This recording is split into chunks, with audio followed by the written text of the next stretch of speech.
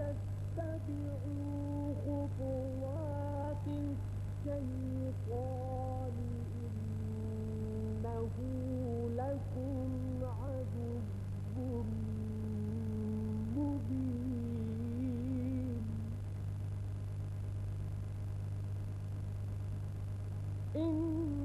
إنما يأمركم بالسوء والفحشاء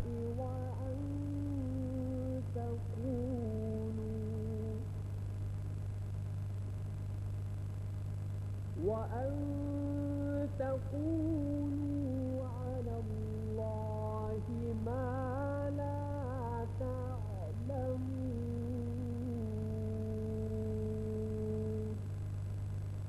صدق الله العظيم.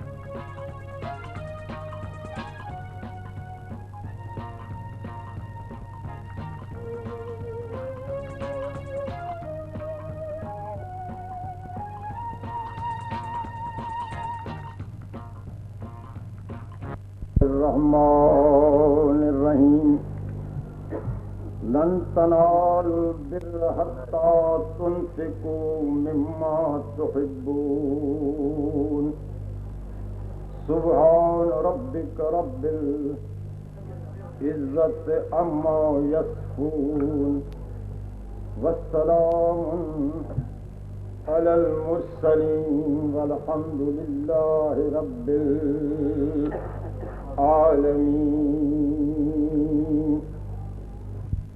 महबूब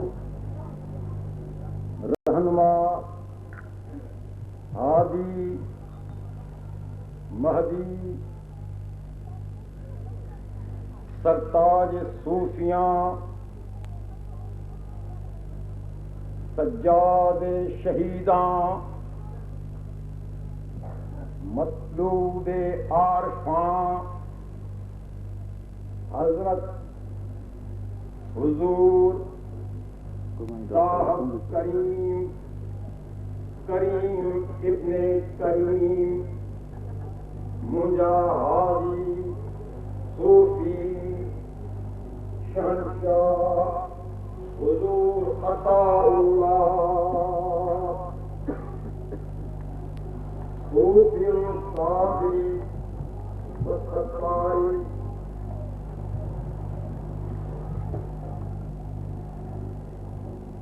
वलीअहद दरगाह सादिक शाह हजरत नबी सूफी किबला ताले मोहम्मद साईं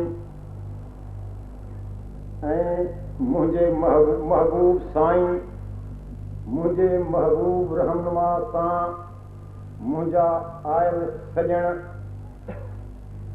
हज़रत शाह नसीर साईं ऐं मुंहिंजा अज़ीज़ दोस्तो सॼणो कुर्बदारो अस्सलामु अलैकुम हक़ मौजूद।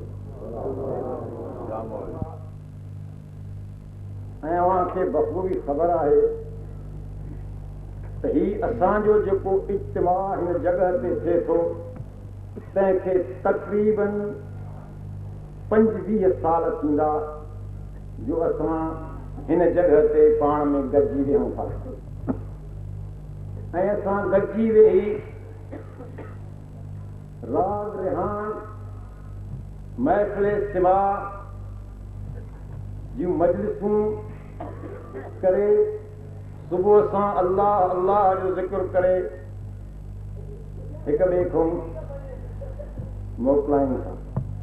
मुंहिंजा अज़ीज़ दोस्तो असांजे गॾिजण जो मक़सदु ऐं गायत असां छो था गॾिजूं असांजे गॾिजण जो मक़सदु छा आहे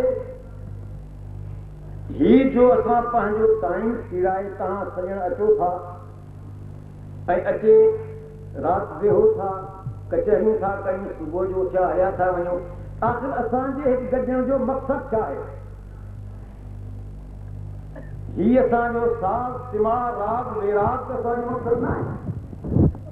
मुंहिंजा अज़ीज़ दोस्तो अॼु मां अव्हांजे ख़िदमत में चंद गुज़ारिशूं कंदुसि ऐं अव्हांजे गोश गुज़ार कंदुसि त असां हिन जाइ ते छो था गॾु या 4 सूरतूं असां हिन जॻह ते छो था गॾायूं।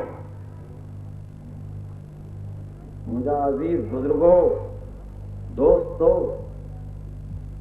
मां थोरो तव्हांखे तव्हांजे जनम ॾे वठी थो हलां। अल्लाह तबारक ताला जॾहिं कुझु कीन हो न आदम हो रुबी कीन हो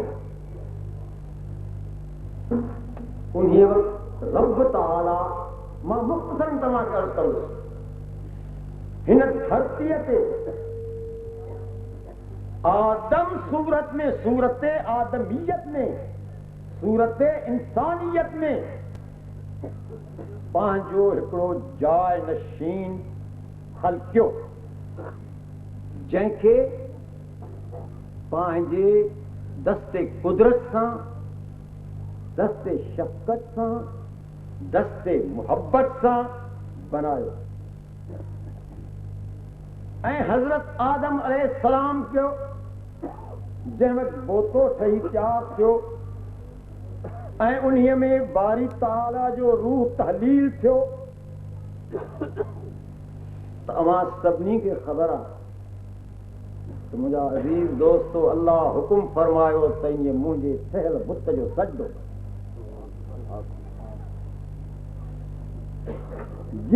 जंहिं सजदो न कयो, जंहिं सजदो न कयो, जंहिं न सुञातो, अल्लाह जी ज़ात उन्हीअ खे तड़ी। त हिन धरतीअ ते इंसानी ज़ुहूर जो मक़सद, तख़लीक़ इंसानियत जो मक़सद छा हो? निर्वारे खुदाबंदी, निर्वारे खुदाबंदी, अल्लाह जी ज़ात के आदमियत में इस्बात करनो हो। अल्लाह जी ज़ात के आदमियत में इस्बात करे, पंहिंजे बुझियत ज़ात के सिफ़त आदमियत में निर्वार करे ॾेखारणो हो। इहो हो कायनात जे तख़लीक़ जो मक़सद। अल्लाह तबारक ताला फरमायो त मां जिन्ननि ऐं इंसाननि खे पंहिंजी इबादत जे वास्ते खलियो। इबादत जी माना है मारिफत, इबादत जी माना है इरफान, इबादत जी माना है सुञाणप। साजिद खे मसजूद जी इबादत करण सां इरफान ऐं हक़ीक़त हासिल थिए, इन जी माना है इबादत। जे साजिद खे मसजूद जे इबादत करण सां इरफान पैदा न थियो, सुञाणप पैदा न थी, तो उहा इबादत ई न आहे। माना साजिद आबिद इबादत कंदड़, उहो इबादत करे उन्हीअ ख़ालिक़े हक़ीक़ीअ जो इरफान हासिल करे, उन्हीअ जे ज़ात खे निर्वार करे, त सवाइ उन्हीअ जे ज़ात जे ॿियो कुझु न। इहा हुई तख़लीक़ आदमियत जी मुख़्तसर हक़ीक़त जेका मां हाणे ख़िदमत में ॻोल्हे जे लाइ पैगंबर आया। इंसान जॾहिं बि उन हक़ीक़त खां भिटकी हैवानी ख़सलतुनि में मुब्तला थियो, त को न को पैगंबर आया। हर दौर में पैगंबर आया। जंहिं वक़्तु पैगंबरनि जी ख़त्म नबूवत जो सरताज जॾहिं हिन धरतीअ ते ज़ुहूरो कयो, त उन्हीअ बि असांखे उन्हीअ वहदहू ला शरीक लहू जो सबक़ सेखारियो ऐं उन्हीअ ज़ात जे उहिञाण जी असांखे तबलीग कई त उहा हिकु ई ज़ात अथव, उहो हिकु ई अलाह अथव जेको असां अवां सभिनी में आहे।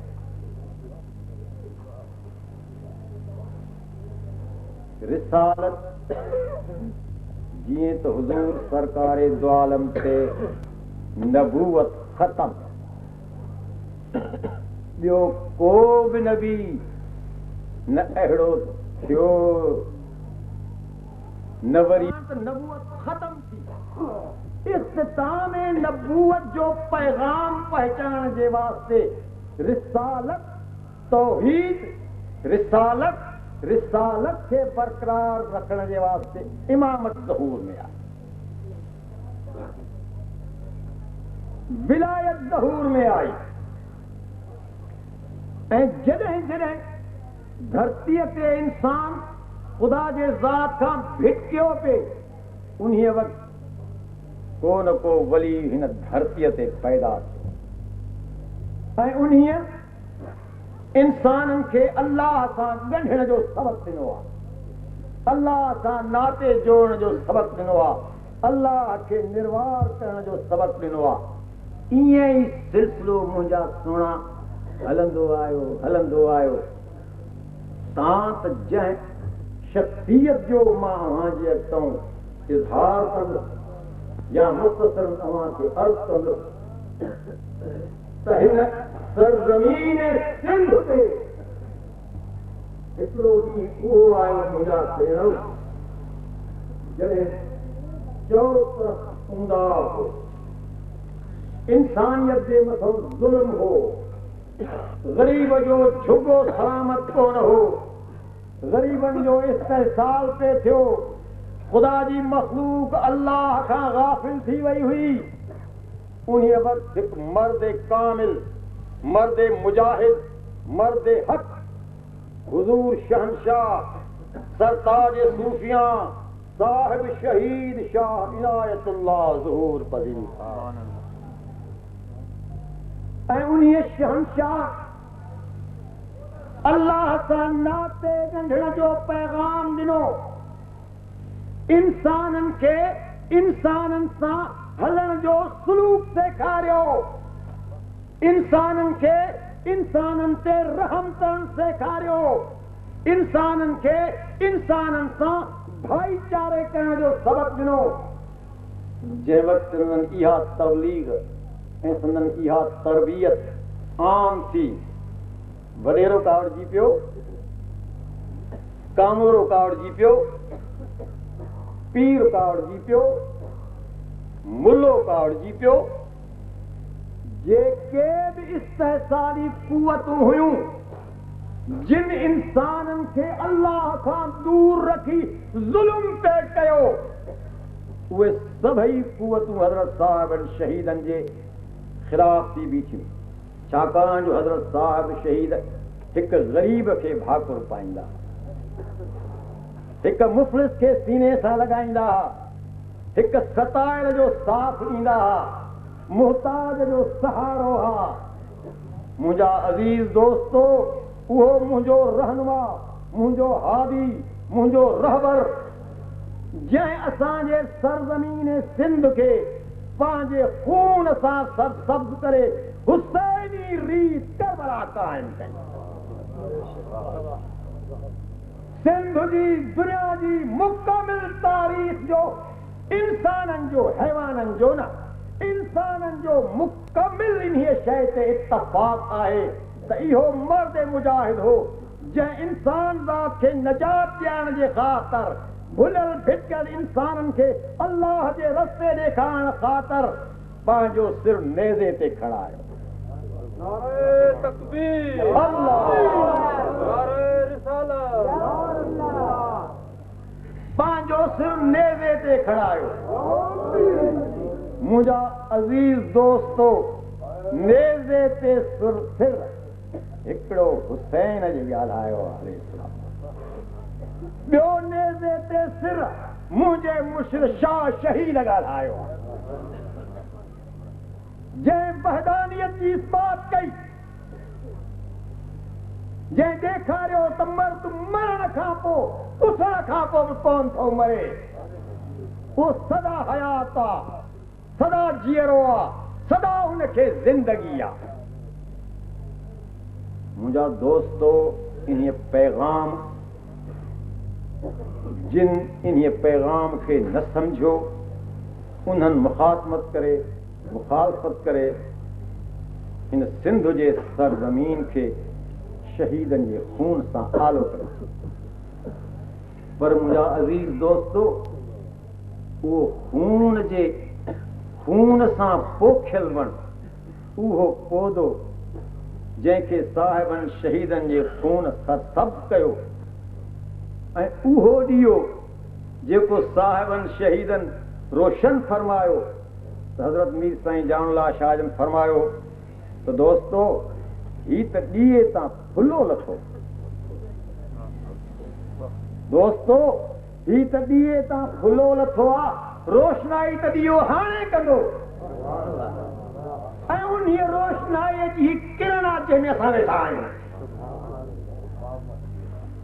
उन रोशनाईअ जी हिकु चमक आहे जंहिंमें असां पाण में हिकु गॾु वेठा आहियूं। मुंहिंजा दोस्तो, उन संदसि पैगाम खे, उन संदसि ॾिनल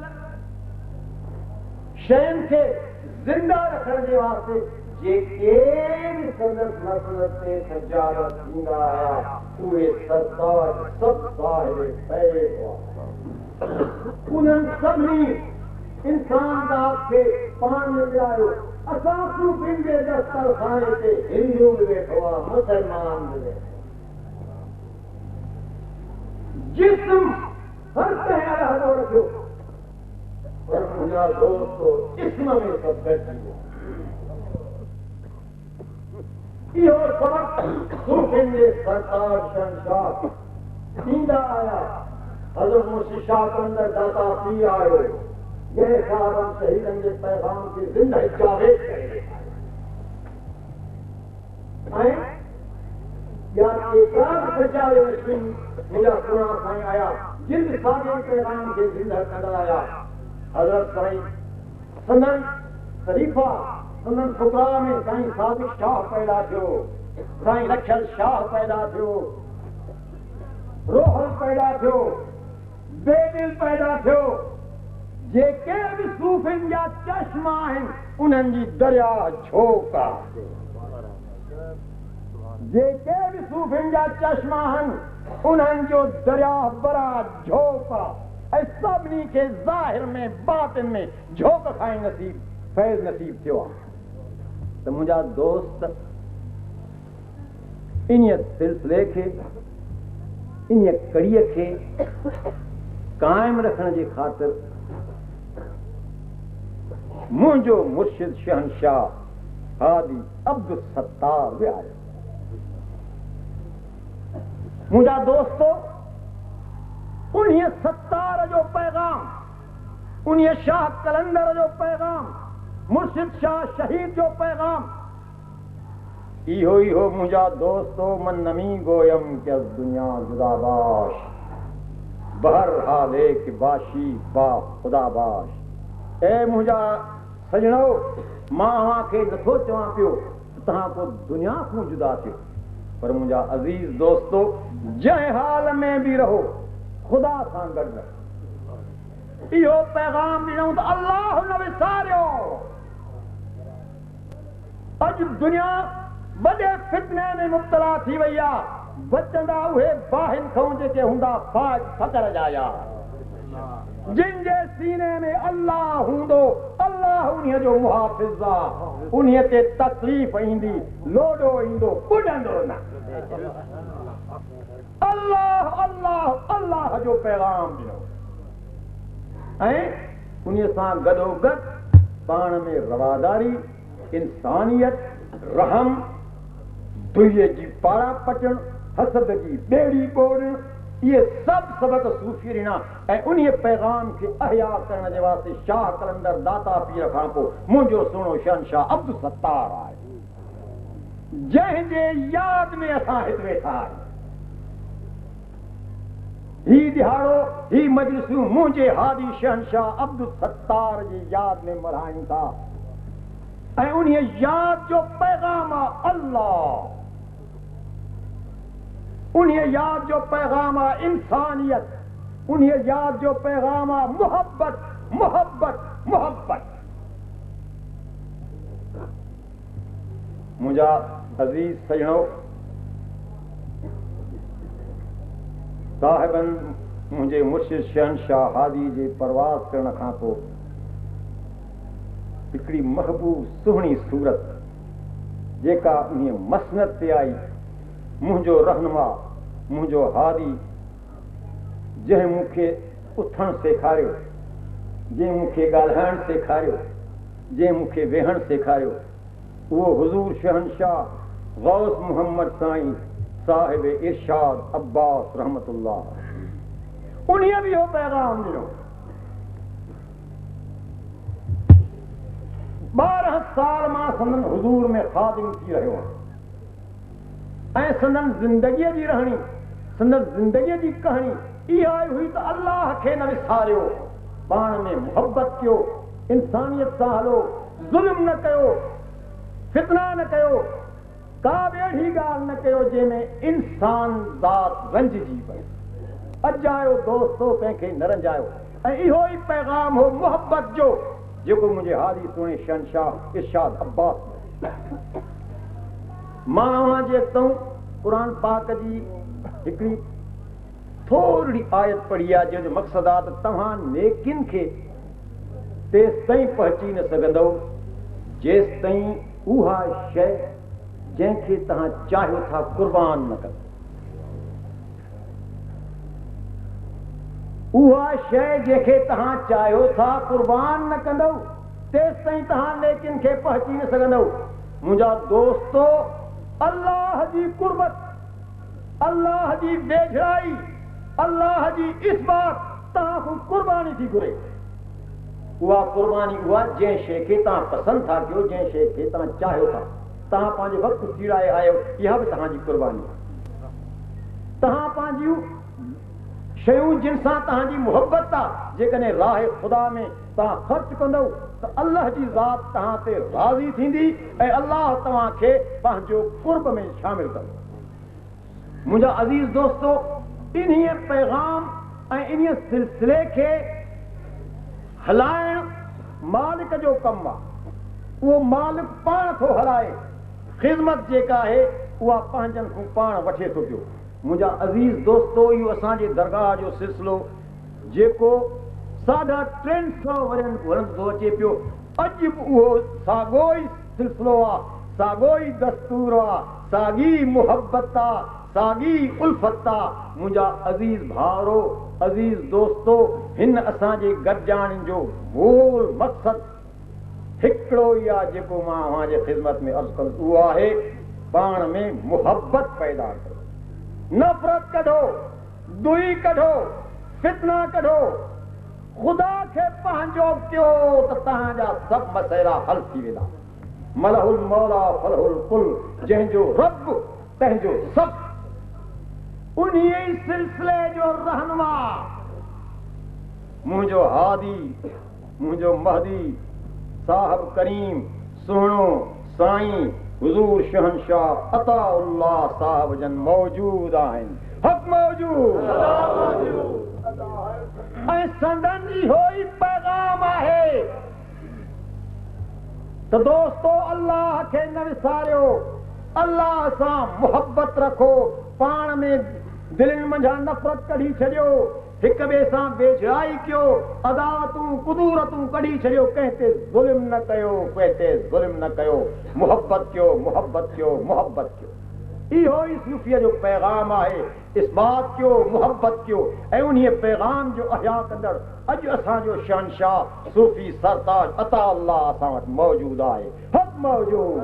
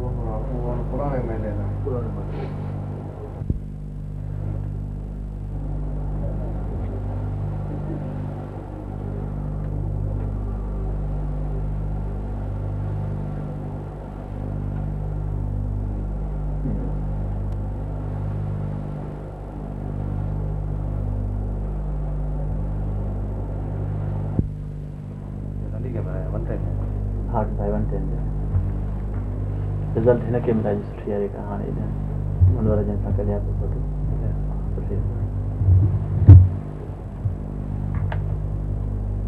135 जो रोल है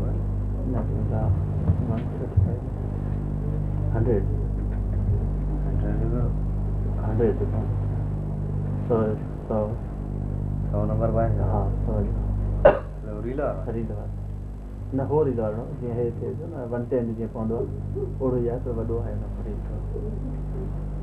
वॾो ईअं पैक न हाँ पैक थी आहे जंहिंमें मुंहिंजे ॿुथा काउंट आहिनि छिके कैमरा हाँ छिके 135 आहे 135 हाँ 135 मां त 100 जो करे घुरियो लॻे न ॾिनो 60 पर आहे 60 जो हाँ 24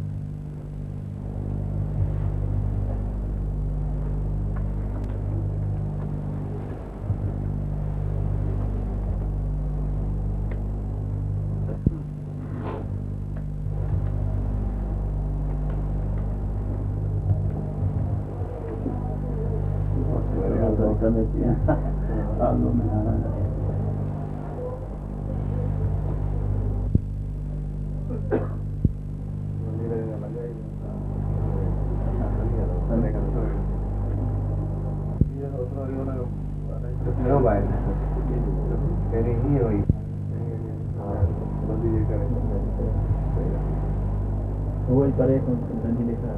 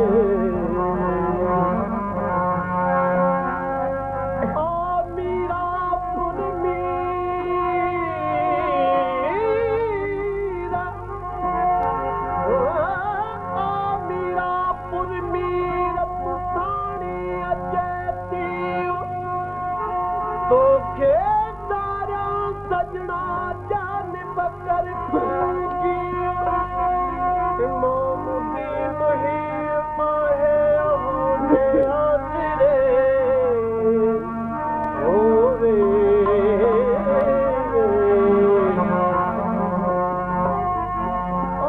मीरापुर मीर तोखे सारे साह जान बदुगिया झाक में ओ गदिया बन राह के प्यासा पुर कया तुझे इन दरगाह हो कर इनायत जाह आका इमाम दीन तेरे हो रे चौक मीरापुर आहे चौक मीरापुर आहे सूपिन तारो सैर मोहब्बत जे मैदान में के पुठी रखदा पैर हिंदू मुस्लिम है किड़ो कोन्हे कोई गैर ओ दखण मन जो मेल धो सदन लिखे वणी हो रे हो रे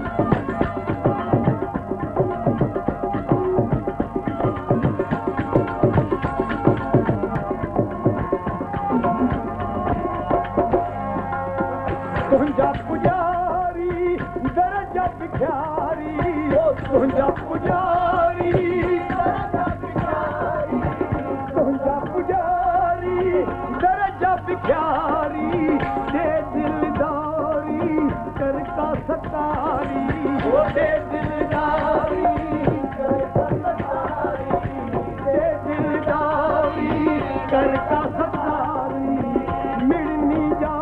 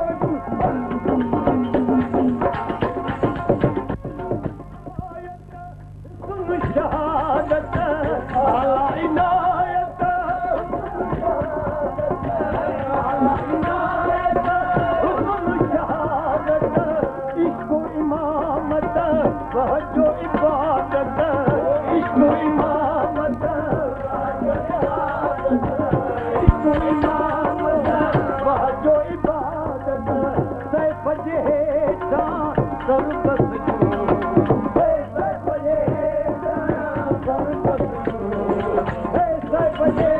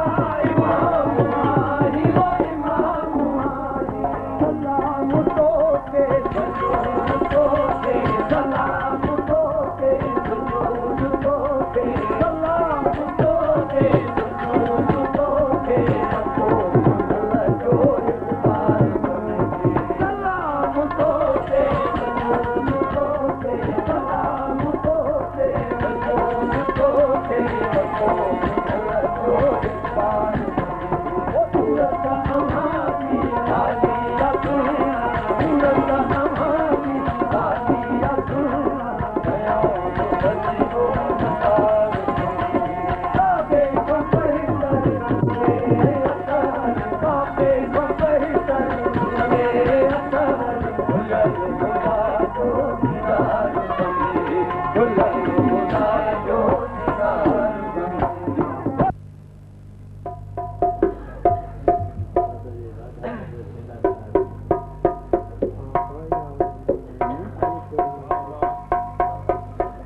ये तो यार मैं तो चलाना पड़ेगा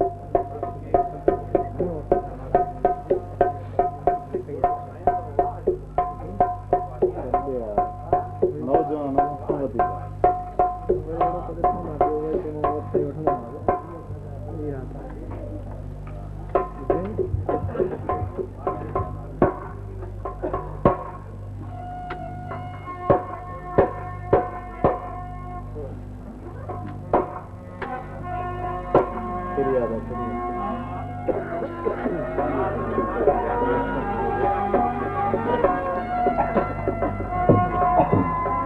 कैसा